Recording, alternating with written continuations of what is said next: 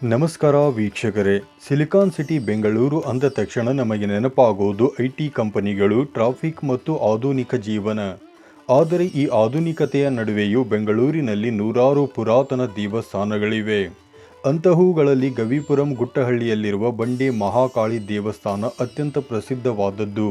ಸಾಮಾನ್ಯವಾಗಿ ಮಹಾಕಾಳಿ ಅಂದ ತಕ್ಷಣ ನಮಗೆ ರೌದ್ರ ರೂಪ ನೆನಪಿಗೆ ಬರುತ್ತದೆ.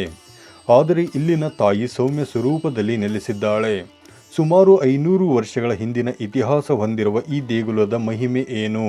1509ರಲ್ಲಿ ನಡೆದ ಆ ಪವಾಡವೇನು? ಸಿನಿಮಾದವರಿಗೂ ಈ ತಾಯಿಗೂ ಇರುವ ಸಂಬಂಧವೇನು? ಇವೆಲ್ಲವನ್ನು ಇಂದಿನ ವಿಡಿಯೋದಲ್ಲಿ ನಾವು ತಿಳಿಯೋಣ. ಇತಿಹಾಸ ಮತ್ತು ಪವಾಡ. ಈ ದೇವಸ್ಥಾನದ ಇತಿಹಾಸ ಆರಂಭವಾಗುವುದು 1509ರಲ್ಲಿ. ಆಗ ಈ ಪ್ರದೇಶವೆಲ್ಲ ಕಾಡು ಮತ್ತು ಗುಡ್ಡಗಳಿಂದ ಕೂಡಿತ್ತು. ನಂಜಮ್ಮ ಎಂಬ ಯುವತಿ ಪ್ರತಿದಿನ ಇಲ್ಲಿ ಕುರಿಗಳನ್ನು ಮೇಯಿಸಲು ಬರುತ್ತಿದ್ದಳು. ಒಂದು ದಿನ ಕುರಿ ಮೇಯಿಸುತ್ತಿರುವಾಗ ಆಕೆಗೆ ಅಚ್ಚರಿಯೊಂದು ಕಾದಿತ್ತು. ಇದ್ದಕ್ಕಿದ್ದಂತೆ ನಾನು ಮಹಾಕಾಳಿ, ನಾನು ಇಲ್ಲೇ ನೆಲೆಸಿದ್ದೇನೆ, ನನಗೆ ಪೂಜೆ ನಡೆಯಬೇಕು ಎಂಬ ಹೆಣ್ಣು ಧ್ವನಿ ಕೇಳಿಸುತ್ತದೆ. ಮೊದಲು ಹುಡುಗರು ಯಾರೋ ಆಟವಾಡುತ್ತಿದ್ದಾರೆ ಎಂದು ನಂಜಮ್ಮ ಭಾವಿಸುತ್ತಾಳೆ. ಆದರೆ ಒಂದು ವಾರದ ನಂತರ ಮತ್ತೆ ಅದೇ ಧ್ವನಿ ಕೇಳಿಸಿದಾಗ ಅವಳು ಭಯದಿಂದ ಗ್ರಾಮಸ್ಥರನ್ನು ಕರೆದುಕೊಂಡು ಬರುತ್ತಾಳೆ. ಎಲ್ಲರೂ ಸೇರಿ ಹುಡುಕಾಡಿದಾಗ ಅಲ್ಲಿ 3 ಅಡಿ ಎತ್ತರದ ಬಂಡೆಯ ಮೇಲೆ ತಾಯಿ ಮಹಾಕಾಳಿಯ ರೂಪ ಕಂಡಿತು. ಅಂದಿನಿಂದ ಆ ಬಂಡೆಯ ಮೇಲೆ ನೆಲೆಸಿರುವ ತಾಯಿಗೆ ಬಂಡೆ ಮಹಾಕಾಳಿ ಎಂಬ ಹೆಸರು ಬಂದಿತು. ದೇವಿಯ ರೂಪ ಮತ್ತು ವಾಸ್ತುಶಿಲ್ಪ. ಈ ದೇವಾಲಯವು ಆಧುನಿಕ ಶೈಲಿಯಲ್ಲಿ ನಿರ್ಮಾಣವಾಗಿದ್ದರೂ ಇದರ ಮೂಲ ಇತಿಹಾಸ ಪುರಾತನವಾದದ್ದು. ಗರ್ಭಗುಡಿಯಲ್ಲಿ ತಾಯಿ ಮಹಾಕಾಳಿಯು ಬಂಡೆಯ ಮೇಲೆ ಚತುರ್ಭುಜಧಾರಿಣಿಯಾಗಿ ನೆಲೆಸಿದ್ದಾಳೆ. ಆಕೆಯ ಕೈಗಳಲ್ಲಿ ಶಂಖ, ಚಕ್ರ, ಅಭಯ ಮತ್ತು ವರದ ಮುದ್ರೆಗಳಿವೆ. ಈ ತಾಯಿಯ ಮತ್ತೊಂದು ವಿಶೇಷವೆಂದರೆ ಆಕೆ ಮಹಾವೃಷಭದ ಮೇಲೆ, ಅಂದರೆ ಎತ್ತಿನ ಮೇಲೆ ನಿಂತಿದ್ದಾಳೆ. ಇದು ಅಪರೂಪದ ದೃಶ್ಯ. ಬೆಂಗಳೂರಿನ ಸಂಸ್ಥಾಪಕ ಕೆಂಪೇಗೌಡರು ಕೂಡ ಈ ದೇವಾಲಯದ ಸಮೀಪದ ಕೆರೆಯ ದಡದಲ್ಲಿ ಒಂದು ಪುಟ್ಟ ಮಂಟಪವನ್ನು ನಿರ್ಮಿಸಿದ್ದರು ಎನ್ನಲಾಗುತ್ತದೆ. ದೇವಾಲಯದ ಗೋಡೆಗಳ ಮೇಲೆ ಶಂಖ, ಚಕ್ರ, ತ್ರಿಶೂಲಗಳ ಕೆತ್ತನೆಗಳಿದ್ದು ಭಕ್ತರಿಗೆ ವಿಶೇಷ ಅನುಭೂತಿ ನೀಡುತ್ತದೆ. ವಿಶೇಷ ಪೂಜೆಗಳು ಮತ್ತು ಅಭಿಷೇಕ. ಮಂಗಳವಾರ, ಶುಕ್ರವಾರ ಮತ್ತು ಭಾನುವಾರಗಳಂದು ಇಲ್ಲಿ ಭಕ್ತರ ಸಾಗರವೇ ಹರಿದು ಬರುತ್ತದೆ. ಅದರಲ್ಲೂ ಅಮಾವಾಸ್ಯೆ ಮತ್ತು ಹುಣ್ಣಿಮೆಯಂದು ನಡೆಯುವ ಪೂಜೆಗಳು ತುಂಬಾನೇ ವಿಶೇಷ.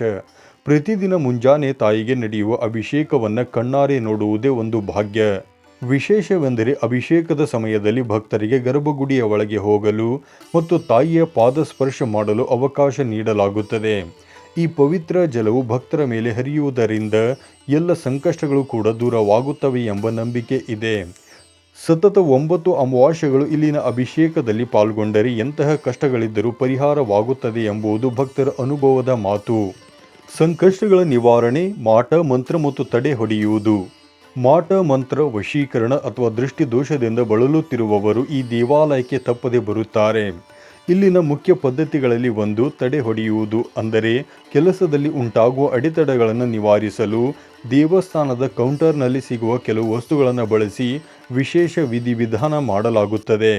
ಅಲ್ಲದೆ ಭಕ್ತರು ತಾಯಿಗೆ 2 ನಿಂಬೆ ಹಣ್ಣುಗಳನ್ನು ಅರ್ಪಿಸುತ್ತಾರೆ. ಪೂಜೆಯ ನಂತರ ಅರ್ಚಕರು ಅದರಲ್ಲಿ ಒಂದನ್ನು ಮರಳಿ ನೀಡುತ್ತಾರೆ. ಅದನ್ನು ಮನೆಯ ಬಾಗಿಲಿಗೆ ಕಟ್ಟುವುದರಿಂದ ಅಥವಾ ಪೂಜಾ ಕೊಠಡಿಯಲ್ಲಿ ಇಡುವುದರಿಂದ ದುಷ್ಟ ಶಕ್ತಿಗಳ ಪ್ರವೇಶವಾಗುವುದಿಲ್ಲ ಎಂಬ ನಂಬಿಕೆ ಕೂಡ ಇದೆ. ಸಿನಿಮಾ ರಂಗ ಮತ್ತು ದೇವಸ್ಥಾನ. ಕನ್ನಡ ಚಿತ್ರರಂಗಕ್ಕೂ ಮತ್ತು ಬಂಡೆ ಮಹಾಕಾಳಿ ದೇವಸ್ಥಾನಕ್ಕೂ ಅವಿನಾಭಾವ ಸಂಬಂಧವಿದೆ. ಹೊಸ ಚಿತ್ರದ ಮುಹೂರ್ತ ಇಲ್ಲಿ ನಡೆದರೆ ಆ ಸಿನಿಮಾ ಖಂಡಿತ ಯಶಸ್ವಿಯಾಗುತ್ತದೆ ಎಂಬ ನಂಬಿಕೆ ಗಾಂಧಿನಗರದಲ್ಲಿದೆ. ದೊಡ್ಡ ದೊಡ್ಡ ನಟರು, ನಿರ್ದೇಶಕರು ತಮ್ಮ ಚಿತ್ರದ ಆರಂಭಕ್ಕೆ ಈ ತಾಯಿಯ ಆಶೀರ್ವಾದವನ್ನೇ ಮೊದಲು ಪಡೆಯುತ್ತಾರೆ. ಇದು ಈ ಕ್ಷೇತ್ರದ ಮಹಿಮೆಯನ್ನು ಇನ್ನೂ ಹೆಚ್ಚಿಸಿದೆ. ಬಂಧುಗಳೇ, ಬೆಂಗಳೂರಿನ ದಕ್ಷಿಣ ಭಾಗದಲ್ಲಿರುವ ಈ ದೇವಸ್ಥಾನವು ಕೇವಲ ಭಕ್ತಿಯ ಕೇಂದ್ರವಲ್ಲ, ಇದು ಮನಸ್ಸಿಗೆ ಶಾಂತಿ ನೀಡುವ ದಿವ್ಯ ತಾಣ. ಇಲ್ಲಿನ ಶಿವನ ಕುಟುಂಬ, ಗಣಪತಿ ಮತ್ತು ಸುಬ್ರಹ್ಮಣ್ಯ ಸ್ವಾಮಿಯ ದರ್ಶನ ಕೂಡ ಮಾಡಬಹುದು. ನೀವು ಇನ್ನೂ ಈ ದೇವಾಲಯಕ್ಕೆ ಭೇಟಿ ನೀಡಿಲ್ಲವೆಂದರೆ ಒಮ್ಮೆ ಬಂದು ತಾಯಿಯ ಸೌಮ್ಯ ರೂಪವನ್ನು ಕಣ್ತುಂಬಿಕೊಳ್ಳಿ. ಈ ಮಾಹಿತಿ ನಿಮಗೆ ಇಷ್ಟವಾಗಿದ್ದರೆ ವಿಡಿಯೋವನ್ನು ಲೈಕ್ ಮಾಡಿ ಮತ್ತು ನಿಮ್ಮ ಅನಿಸಿಕೆಗಳನ್ನು ಶ್ರೀ ಬಂಡೆ ಮಹಾಕಾಳಮ್ಮ ಎಂದು ಕಮೆಂಟ್ ಮಾಡಿ. ನಮ್ಮ ಚಾನಲ್ಗೆ ಸಬ್ಸ್ಕ್ರೈಬ್ ಆಗೋದನ್ನು ಮರೆಯಬೇಡಿ. ಧನ್ಯವಾದಗಳು.